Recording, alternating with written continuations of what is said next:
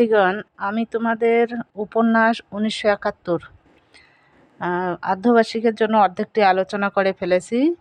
তো এখানে সিলেবাসটি হচ্ছে যে এই উপন্যাসের ২টি প্রশ্নের উত্তর দিতে হবে তোমাদের। ২টি প্রশ্ন থেকে টোটালে থাকবে বর্ণনামূলক ৪টি প্রশ্ন।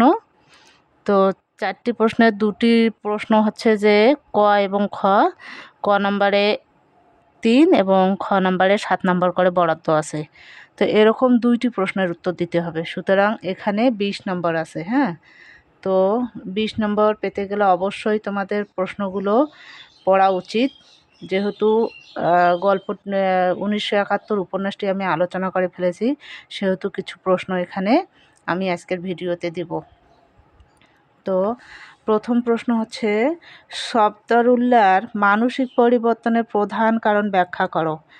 এবং খ নাম্বার আছে ১৯৭১ উপন্যাসের প্রতিফলিত নীলগঞ্জের জীবনযাত্রার পরিচয় দাও। নীলগঞ্জের।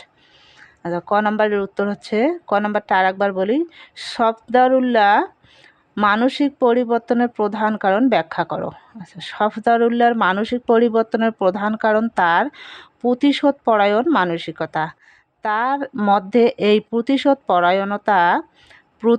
প্রবণতা জাগ্রত হয় মূলত ঝড়ের রাতে পাকিস্তানি মিলিটারির একজন সুবেদার ও ৩ জন রাজাকার কর্তৃক তার স্ত্রী ও ১২ বছরের শালিকার ধর্ষণের ঘটনাকে কেন্দ্র করে। বর্বর পিশাচ ঘাতকের দল সফদরউল্লাহর অনুপস্থিতিতে এমন কাপুরুষোচিত ঘটনা ঘটায়, ফলে সে সেই ঘাতকদের খুন করার উদ্দেশ্যে দা হাতে বেরিয়ে যায়। ভীতু প্রকৃতির সফদরউল্লাহর মানসিক পরিবর্তন অপমানজনক লাঞ্ছনাকে কেন্দ্র করেই বলা যায়।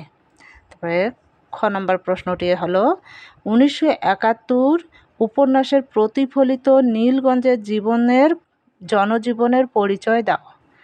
১৯৭১-এর খ নম্বর উত্তর, ১৯৭১ উপন্যাসিক হুমায়ুন আহমেদ ময়মনসিংহ বিভাগের ছোট্ট গ্রাম নীলগঞ্জকে আখ্যান হিসেবে তুলে ধরেছেন। বিচিত্র শ্রেণী, পেশা, শিক্ষা ও ধর্মের মানুষের বসবাস শান্তির নিবিড় এই গ্রাম। ভৌগোলিকভাবে গ্রামটি শহরের থেকে অনেকটা ভেতরে অবস্থিত। ময়মনসিংহ ভৈরব রেল লাইনের একটি স্টেশনে নান্দাইল রোড থেকে সোজা উত্তরে ১০ মাইল দূরে রুয়াইল বাজারের পেছনে ফেলে আরও মাইল ৩০ উত্তরে মধুবন বাজারের পেছনে ফেলে পূর্ব দিকে ৭-৮ মাইল ঘন জঙ্গল পেরিয়ে জংলা মাঠ, আর সেই জংলা মাঠের পিছনেই নীলগঞ্জ গ্রাম। দরিদ্র শ্রীহীন মাত্র ৩০-৪০ ঘরের একটি বিচ্ছিন্ন জনপদ নীলগঞ্জ। চারিদিকে জলাভূমি গ্রামকে ঘিরে রেখেছে। শীতকালে ছাড়া চাষাবাদ তেমন হয় না। পাখি মারা জাল দিয়ে পাখি ধরে বাজারে বিক্রি করে জীবিকা নির্বাহ করে গ্রামের কতিপয় মানুষ। বর্ষার আগে তরমুজ ও বাঙ্গি চাষ করে সামান্য অর্থকড়ি হাতে আসে তাদের। গ্রামের অধিকাংশ ঘর খড়ের তৈরি, তবে যাদের হাতে কাঁচা পয়সা আছে তারা টিনের তৈরি ঘরও তৈরি করে।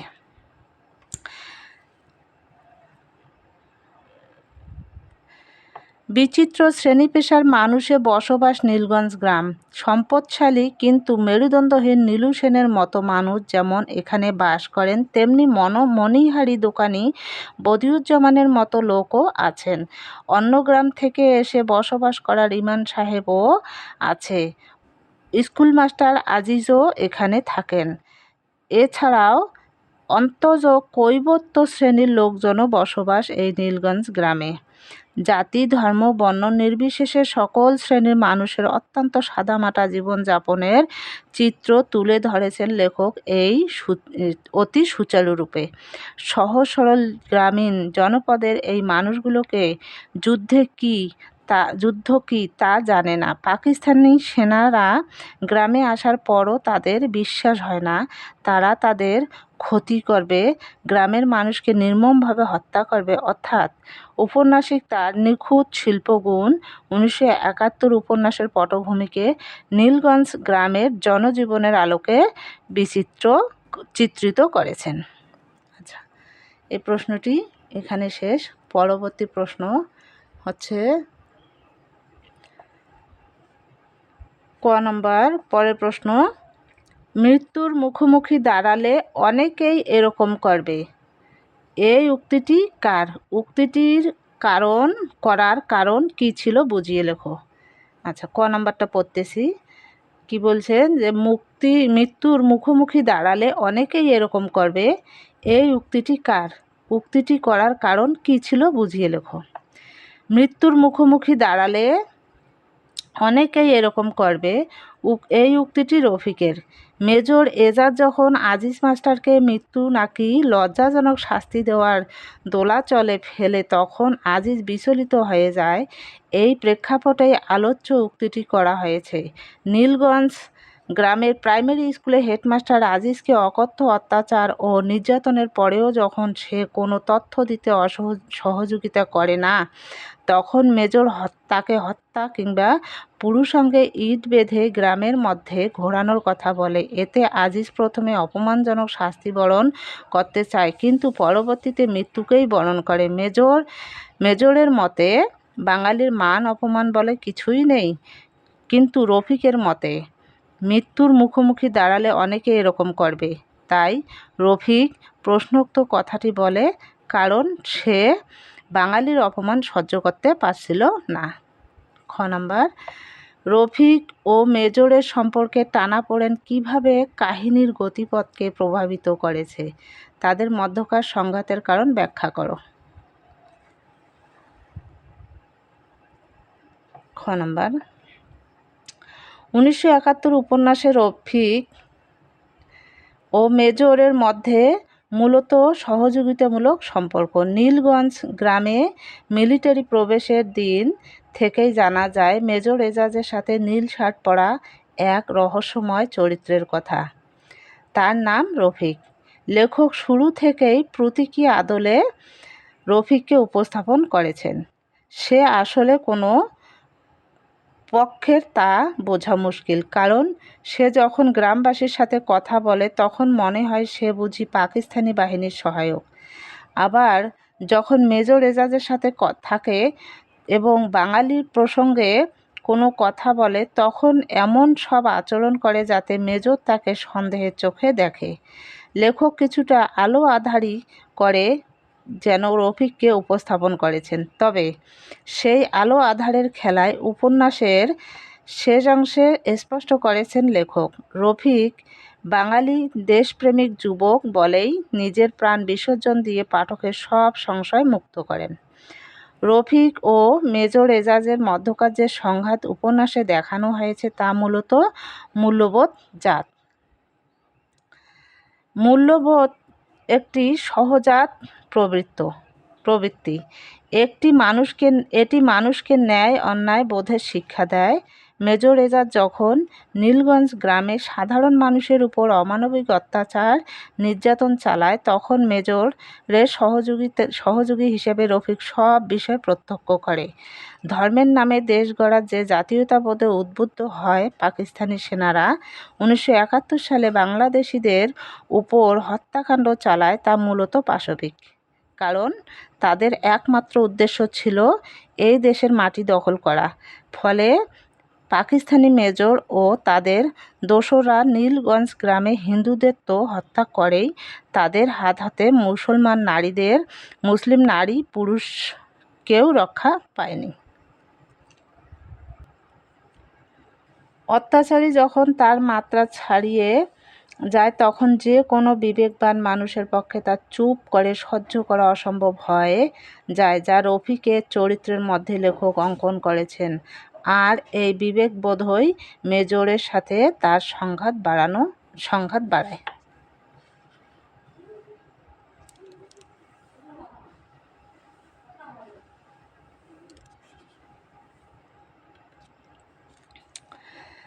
পরের প্রশ্ন হচ্ছে ক নম্বর, আজিজ মাস্টারের শেষ পরিণতি কী হয়েছিল ব্যাখ্যা করো। আজিজ মাস্টারের শেষ পরিণতি হয়েছিল মর্মান্তিক মৃত্যু। বর্বর পাকিস্তানি হানাদার বাহিনী মুক্তিযুদ্ধ শুরু হওয়ার পর থেকেই এ দেশে অসংখ্য বুদ্ধিজীবীকে হত্যা করেছিল। স্কুল, কলেজে, বিশ্ববিদ্যালয়ের শিক্ষকরাও বাদ যায়নি। আজিজ মাস্টার একজন বুদ্ধিদীপ্ত ব্যক্তিত্ব, কিন্তু ভীতু প্রকৃতির। নীলগঞ্জ গ্রামের প্রাইমারি স্কুলে হানাদার বাহিনীর ঘাঁটি গড়ার প্রথম দিনই তাকে তলব করা হয়। তারপর থেকে আজিজ মাস্টার সহ ইমাম সাহেবকে স্কুলের টিচার্স রুমে আটকে রেখে নানান অত্যাচার নির্যাতন করে। কারণ সেনাদের ধারণা ছিল মাস্টার মুক্তিযোদ্ধাদের আশ্রয় দিয়েছে এবং সাহায্য করছে। তাই তো মাস্টারকে অপমানজনক শাস্তি হিসেবে প্রথমে উলঙ্গ করে রাখে, তারপর তাকে গ্রামে ঘুরিয়ে আনার কথা বলে। কিন্তু সম্মানহানির চেয়ে মৃত্যুকে বরণ করা শ্রেয় মনে করায় আজিজ মাস্টার মেজরকে অনুরোধ করে যেন তাকে বিলের ধারে গুলি করে মারা হয়। মাস্টার শেষ পর্যন্ত অপমান অথবা মৃত্যুর মধ্যে শেষ পর্যন্ত মৃত্যুকেই বেছে নেয়।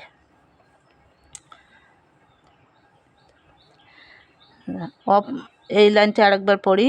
মাস্টার শেষ পর্যন্ত অপমান অথবা মৃত্যুর মধ্যে শেষ পর্যন্ত মৃত্যুকেই বেছে নেয়। তারপরে আছে খ নাম্বার, রফিক চরিত্রটি তোমার কাছে কি দ্বিমুখী চরিত্র মনে হয়?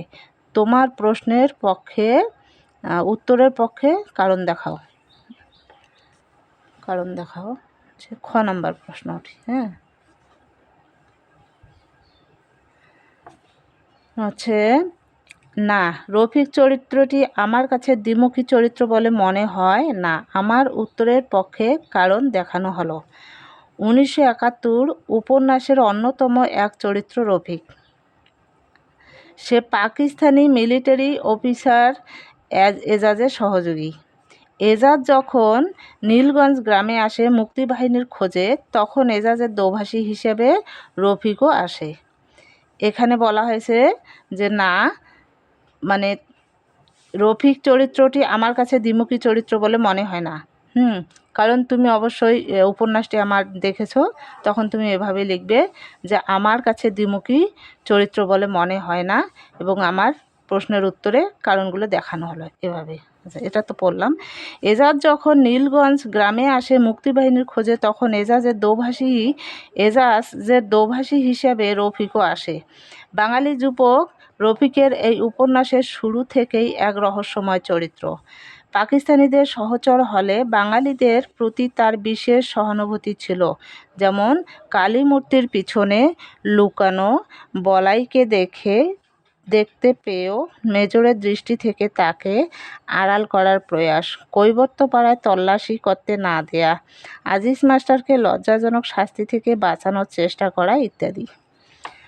রফিক চরিত্রটি বিশেষত লাভ করেছে মূলত তার নিশ্চুপ ভঙ্গির কারণে। কোনো বিষয়ে তার খোলাখুলি বক্তব্য নেই, ফলে উপন্যাসে তাকে সবচেয়ে জটিল চরিত্র বলে মনে হয়। তাকে বাস্তব কম বরং প্রতীকী চরিত্র বলেই অধিক মনে করা হয়। রফিক কখনো নীলগঞ্জ গ্রামে আসেনি, অথচ সে গ্রামের সকল রাস্তাঘাট, মানুষ এবং প্রকৃতির সাথে খুব পরিচিত। সে কোনো এলাকার মানুষ তো ইমাম সাহেবের জানতে চাইলে তার কোনো উত্তর দেয়নি। রফিক মেজর এজাজের সহযোগী হিসেবে গ্রামে প্রবেশ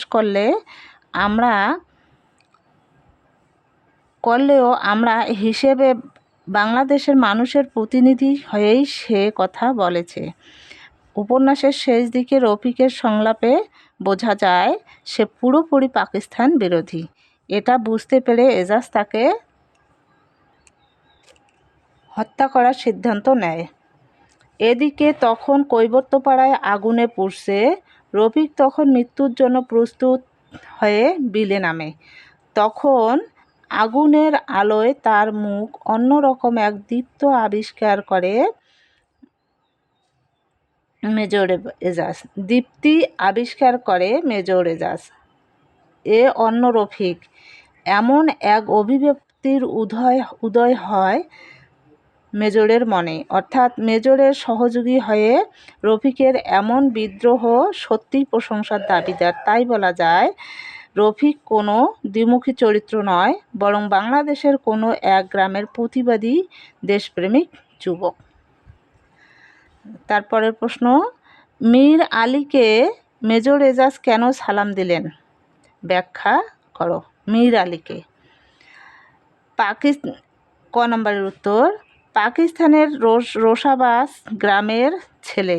মেজর এজাজ পাকিস্তানি সেনাবাহিনীর অধিনায়ক। নীলগঞ্জ গ্রামের মীর আলী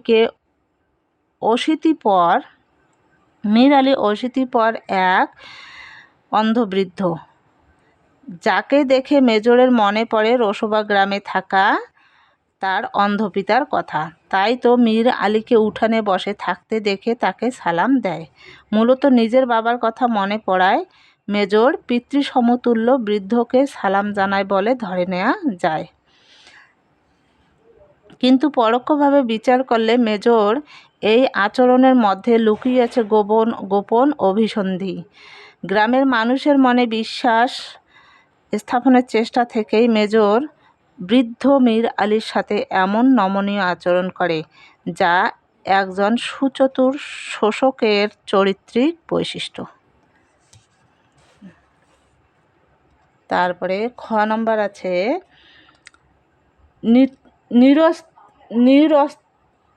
নিস্তরঙ্গ, উচ্চারণটা একটি, নিস্তরঙ্গ গ্রামীণ জীবনে যুদ্ধের বর্বরতা 1971 উপন্যাসে কিভাবে রূপায়িত হয়েছে তা বিশ্লেষণ করো। নিস্তরঙ্গ গ্রামীণ জীবনে যুদ্ধের বর্বরতা 1971 উপন্যাসে কিভাবে রূপায়িত হয়েছে তা বিশ্লেষণ করো। খ নম্বর,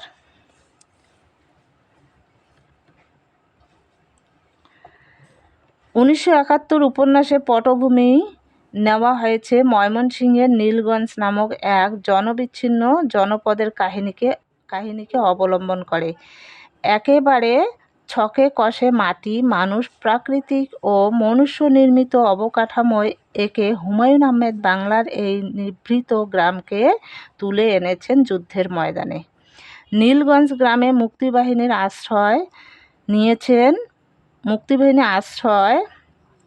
নিয়েছেন এমনই এক সন্দেহের বার্তা নিয়ে মিলিটারি মেজর সেই গ্রামে আগমন করে। তাদের বর্বরোচিত অত্যাচার ও হত্যার দৃশ্যপটের নানা ঘটনার অবতারণা করেছেন লেখক এই উপন্যাসে। পাকিস্তানি হানাদার বাহিনীর শ্রেষ্ঠত্বের মিথ নীলগঞ্জ গ্রামের প্রচলিত ছিল প্রবলভাবে। তারা গ্রামের মানুষকে কোনো ক্ষতি করবে এটা গ্রামবাসীর মনে হয়নি অথবা করতে চায়নি, কারণ গ্রামের মানুষ প্রথমে বিশ্বাস করতে পারেনি তাদের অজপাড়া গায়ে মিলিটারি আসতে পারে। কিন্তু মিলিটারি আগমনে পরের দিন থেকে তাদের বিশ্বাসে ফাটল ধরে। পাকিস্তানিরা ছিল বর্বর। তারা ধর্মের নামে বাঙালিদের প্রতি অমানবিক অত্যাচার করেছিল। অত্যাচারের নির্মম চিত্র প্রকাশিত হয়েছে আজিজ মাস্টার ও ইমাম সাহেবকে প্রথমে স্কুল ঘরে আটকে রাখার মধ্য দিয়ে। মধুবনের জংলা মাঠের বনে ইস্ট বেঙ্গল রেজিমেন্টের জওয়ানদের খবর নেয়াই মেজরের উদ্দেশ্য। মেজর আজিজ মাস্টারের কাছ থেকে তথ্য আদায় করার জন্য বিলের ধারে চিত্রাবুড়ির ছেলের হত্যাকারীর মনার নির্মম মৃত্যুর দৃশ্য রচনা করে।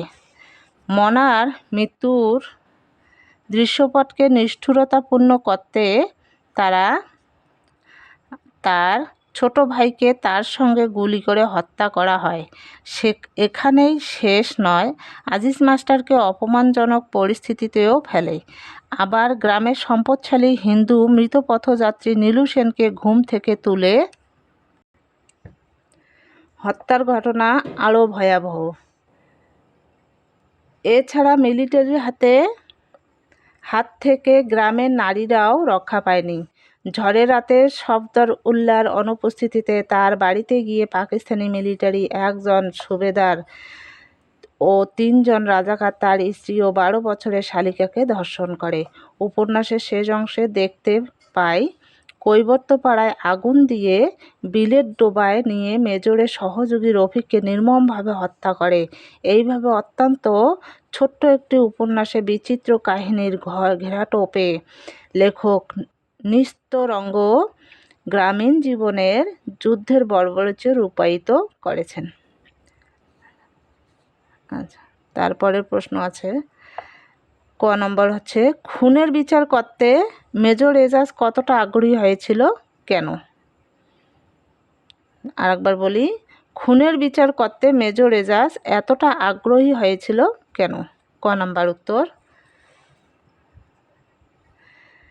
পাকিস্তানি হানাদার বাহিনী সম্পর্কে গ্রামবাসীর মনে ভীতির রাজত্ব কায়েম করতে মেজর এজাজ খুনের বিচার করতে এতটা আগ্রহী হয়েছিল।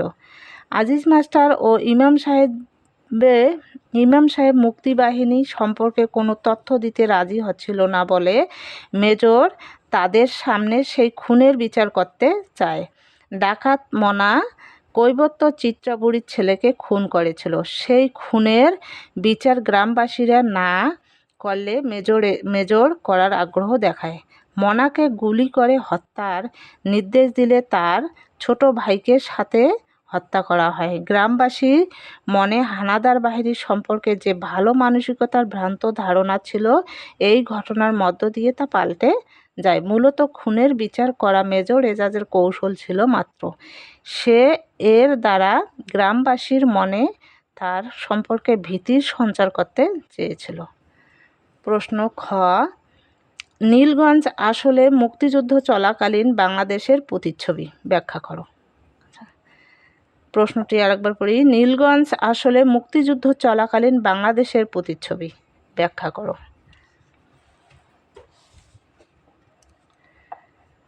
উপন্যাসিক হুমায়ুন আহমেদ 1971 উপন্যাসে জনবিচ্ছিন্ন ক্ষুদ্র এক শান্ত গ্রামকে করেছেন উপন্যাসের পটভূমি। গ্রামটির নাম নীলগঞ্জ।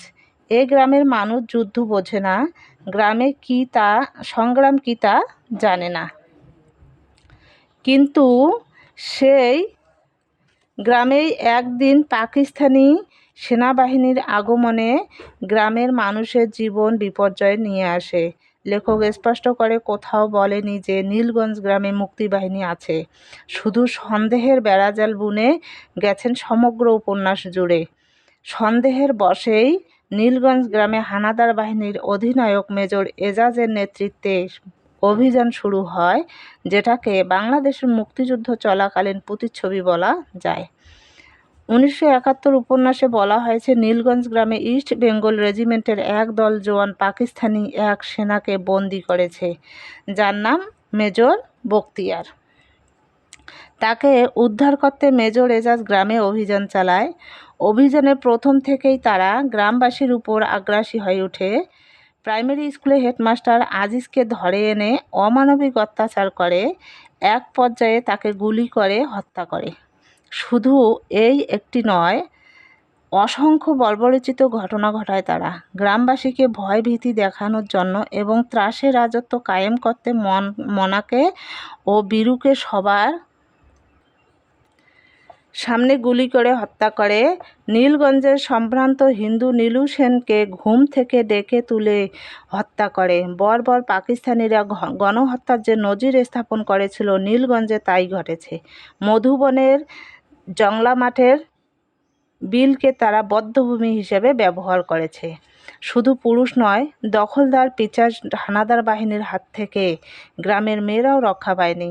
সফদরুল্লাহর স্ত্রী ও শালিকাকে তারা ধর্ষণ করে লাঞ্ছিত করে। মুক্তিযুদ্ধের নারী লাঞ্ছনার দিকটা এখানে প্রতিফলিত হয়েছে। তবে অন্যায় ও শোষণ কখনো দীর্ঘস্থায়ী হয় না।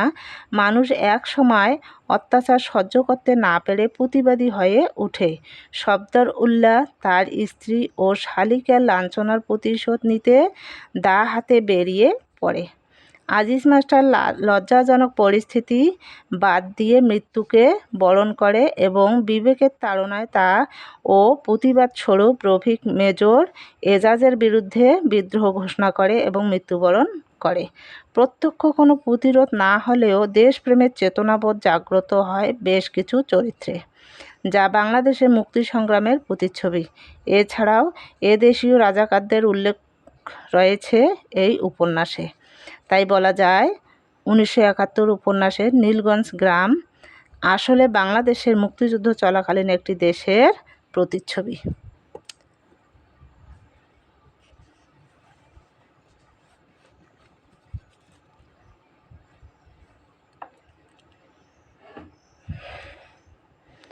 তারপরের প্রশ্ন ক,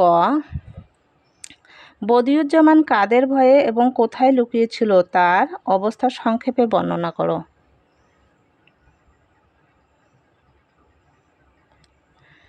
বদিউজ্জামান নীলগঞ্জ গ্রামে আসা 40 জন রাজাকার সহ দ্বিতীয় মিলিটারি দলের ভয়ে জংলা মাঠের পাশে একটা ডোবায় গলা পর্যন্ত ডুবে লুকিয়েছিল। বদিউজ্জামান যুদ্ধময় পরিস্থিতিতেও জীবিকার তাগিদে মধুবন বাজারে তার মণিহারির দোকানে যাওয়ার উদ্দেশ্যে রওনা হয়। তখন মিলিটারি দ্বিতীয় দল গ্রামে প্রবেশ করে। সে বাজারে যাওয়া বাদ দিয়ে নীলগঞ্জে ফিরে আসার উদ্দেশ্যে উল্টা দিকে রওনা হয়। ভয়ে সে অসতর্কতাবশত এক ডোবায় পড়ে যায়। সেখানে থেকে উঠে ফেরা রাস্তা প্রায় বন্ধ, কারণ মিলিটারি তার সন্নিকটে। তাই প্রাণ বাঁচাতে সে গলা পানিতে নিজেকে ডুবিয়ে একটা মোটা ঝোপের আড়ালে মাথা ঢেকে রাখে। তার মাথার উপরে রোদ ঝাঁঝা করতে থাকে। শীতে ও ঠান্ডা পানিতে অবস্থান এবং সাথে পানির পচা গন্ধ ও গিরগিটির উৎপাত, এমনই এক বিপজ্জনক অবস্থার সম্মুখীন হয়েছিল সে। তারপরের প্রশ্ন খ নম্বর হচ্ছে, অপমানের চেয়ে মানুষ মৃত্যুকেই শ্রেয় মনে করে। আজিজ মাস্টারের উদাহরণ ব্যবহার করে বাক্যটির সত্যতা যাচাই করো। উত্তর হচ্ছে 1971 উপন্যাসটি ক্ষুদ্র পরিসরে রচিত একটি উপন্যাস, কিন্তু একটি বিষয়বস্তুর ভাবগাম্ভীর্য বিশাল। কাহিনীর প্রয়োজনেই লেখক বেশ কিছু চরিত্রের সমাবেশ ঘটিয়েছেন উপন্যাসটিতে। চরিত্রগুলোর মধ্যে একটি উজ্জ্বল চরিত্র নীলগঞ্জ গ্রামের প্রাথমিক বিদ্যালয়ের প্রধান শিক্ষক আজিজুর রহমান মল্লিক। হানাদার বাহিনীর নির্মম অত্যাচারের দৃশ্য দেখে এই চিত্রের মধ্য দিয়ে মিলিটারি গ্রামে আগমনের পরপরই তলব করে তাকে। ইস্ট বেঙ্গল রেজিমেন্টের কতিপয় জওয়ান এবং কয়েকজন অফিসার নীলগঞ্জ গ্রামে আশ্রয় নিয়েছে এবং পাকিস্তানি মেজর বখতিয়ারকে বন্দি করে রেখেছে, এমন কাহিনী সাজিয়ে মিলিটারি গ্রামে আসে। আর গ্রামবাসী বেঙ্গল রেজিমেন্টের সহযোগিতা করেছে, এমন অভিযোগও তাদের। মুক্তিবাহিনীকে সাহায্যকারীদের মধ্যে স্কুল মাস্টার আজিজ একজন বলে সন্দেহ মিলিটারি অধিনায়ক মেজর এজাজের। তাই তো উপন্যাসে মেজর এজাজকে দেখতে পাই স্কুল মাস্টারের প্রতি অত্যাচারী, অমানবিক ও অসম্মানজনক আচরণ করতে। শুধু অত্যাচার, নির্যাতন ও শোষণ নয়, বরং অপমানজনক নির্যাতন করে স্কুল মাস্টার আজিজের সাথে। তার দোষ একটাই, সে মুক্তিবাহিনী সম্পর্কে কোনো তথ্য দেয়নি। প্রথমে স্কুল টিচার্স রুমের কামরায় অবর্ণনীয় অত্যাচার চলে আজিজের সাথে। চিত্রাবুড়ির ছেলের হত্যাকারী মনাকে বিচারের মঞ্চে প্রধান দর্শক হিসাবে আজিজকে উপস্থিত করে মেজর। কিন্তু এসব আচরণে আজিজ দমে যায় না দেখে মেজর শেষাংশে তাকে এক অসম্মানজনক পরিস্থিতির মুখোমুখি করে, হয় মৃত্যু, নয়তো উলঙ্গ হয়ে পুরুষাঙ্গে ইট বেঁধে গ্রামে ঘুরে বেড়ানো। স্কুলের হেডমাস্টার আজিজ তার চরিত্রে কিছুটা স্থূলতা থাকলেও আত্মসম্মানকে বিসর্জন দেয়নি। লজ্জাজনকভাবে বেঁচে থাকার চেয়ে সে মৃত্যুকেই পরম সত্য বলে মেনে নেয়। এই আত্মসম্মান বোধই বাঙালি জাতিকে মুক্তির সংগ্রামে অনুপ্রাণিত করেছিল। বাঙালি জাতি আত্মসম্মানকে কুকুরের আত্মসম্মান বোধের সাথে তুলনা করে মেজর এজাজ যে ভুল করেছিল, সেখানে স্কুল মাস্টার আজিজের মৃত্যুকে বরণ করে নেওয়া যেন আত্মসম্মানবোধের জাগরণ। তাই বলা যায়, অপমানজনকভাবে বেঁচে থাকার চেয়ে সম্মানের সাথে হেডমাস্টার আজিজের মৃত্যুই তাকে উপন্যাসের উজ্জ্বল করে তুলেছে। এ কারণে আলোচ্য উক্তিটি আজিজ মাস্টারের ক্ষেত্রে পুরোপুরি সত্য। শিক্ষার্থীগণ, এখানে 6টি বর্ণনামূলক প্রশ্ন দিলাম, তোমরা অবশ্যই পড়বে।